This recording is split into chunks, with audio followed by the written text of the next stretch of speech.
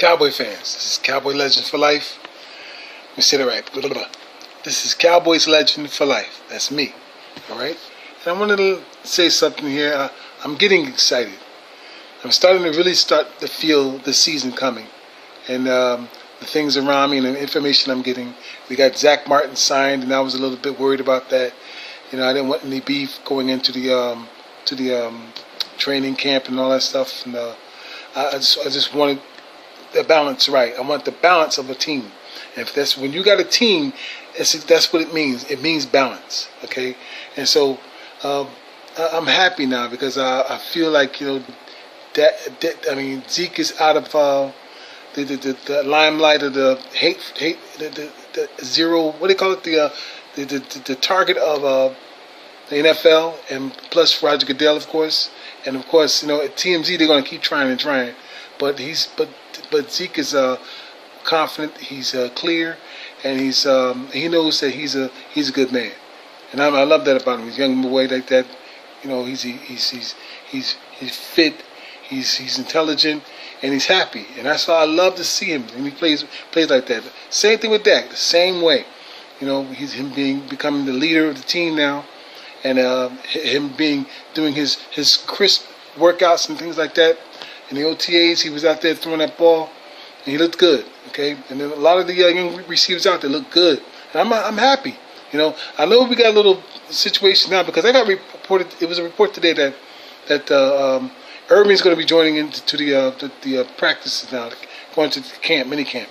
So that's resolved. I knew we didn't have to worry about that. People made their opinions and everything, but I didn't want to worry about that. I know he had issues off the field with his daughter and all that other stuff, but I knew that sooner or later he was going to get fit. The man's I knew he was intelligent enough. He's big. You know, we need that man out there from the start of the season with him and D-Law and the rest of them, man, making havoc. You know, you ever see that commercial, Mayhem? I love that commercial, boy. He says he screws people up, and then he jumps out that car just laughing and just walks away. That's what I want to see the Cowboys front line. Call them Mayhem. That's what I want to see, boy. That's going to be fun, boy, watching them. And especially if they had Randy Gregory back. You know, even though I'm still a little leery about him getting back, and is he going to stay clean? You know, other than that, if he's going to be that way, if he's going to stay clean, then we're lucky that if they do reinstate him. I'm just happy. This is happening. You know, the season's really starting to roll around. The camp's beginning to start. You know, this is what do you call it? You have to have you have to be there. Just put it that way. Everybody's got to be there. And so all the Cowboys are there. And so we got a lot of things in the right place. Let's see how they work and see how the batteries are making the machine go. That's what I'm happy about. And so I want to also point out something too. You know, about the mini-series documentary of the Dallas Cowboys, All or Nothing. And I watched it. I watched half of it. I couldn't finish it. I see why some people mentioned early on, some of the other YouTubers stated they didn't finish watching it yet. And then after all this time, when I just started watching it maybe 3 days ago. I took it one day at a time too. I'm not going to finish it. It was too depressing to watch. It really was. You know, you come to expect what to expect when you watch the film. It was eight episodes, and what to expect was from what you already know. The season was basically a failure, even though it was a winning season. I'm happy about. You know, it shows strength of the Cowboys' character that they went through all that adversity with Zeke and the NFL and all the other stuff that was going on about the protests and the war between Goodell and Jones and the problems with the front offensive line and Dak, you know, stepping back a little bit from what he was doing the year before, and all those other things, and of course, there's Bryant. You know, I'm just glad that's all over with. To tell you the truth, that's what I'm saying. So, watching that depressed me.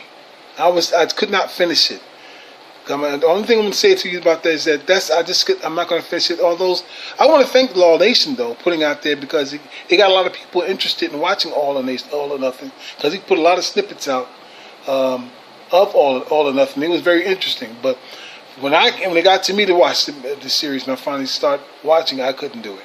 Because if you're a Cowboys fan and you're a serious diehard in the jail as a child Cowboy fan from the 60s and the 70s, I'm from the 60s, and you see something like that, you're going to get depressed, okay? And it made me damn depressed. I said, the hell with it, I'm not finishing it. And the reason why, I'm going to just say it out and then be done with it, okay?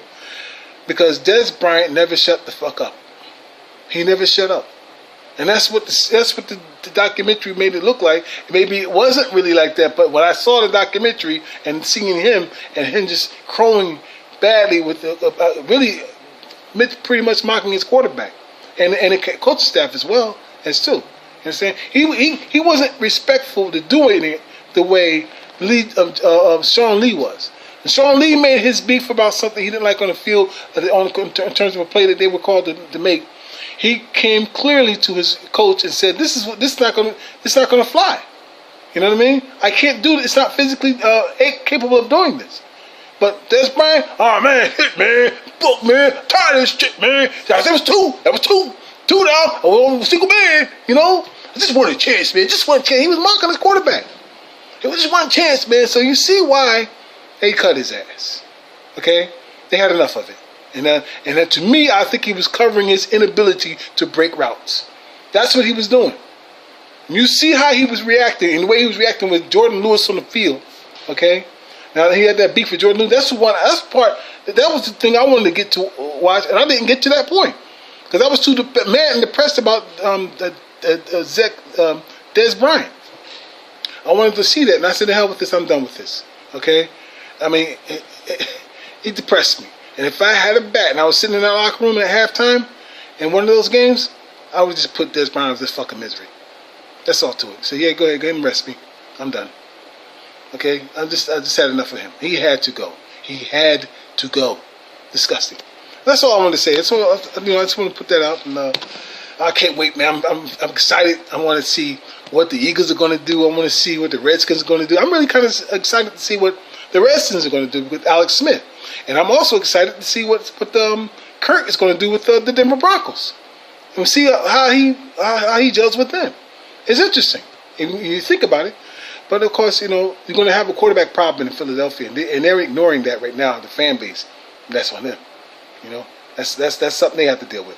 So that's it. I just wanted to point that out and go Cowboys. And let's see, something else. Anything in my mind? That's it. If I got anything else, I'll come back and tell you later. Thank you.